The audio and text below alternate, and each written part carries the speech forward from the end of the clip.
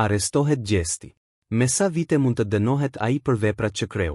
Sot policia arrestoi Besart Kelmendin, i cili njihet ndryshe dhe me emrin Gjesti, pasi ky i fundit u përfshi në një sherr me armë zjarri dhe se mbajti një armë pa leje.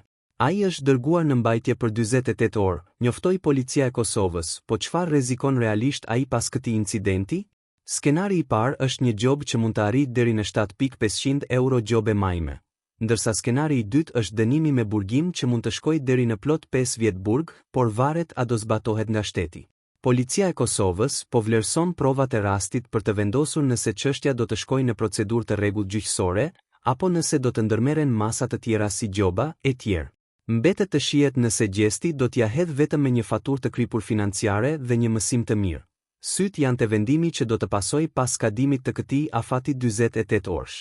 Ju si mendoni si do ja dali ai? Komentoni. Për më shumë lajme nga showbizi shqiptar ndiqni kanalin ton dhe bëni subscribe për të mos humbur asnjë lajm.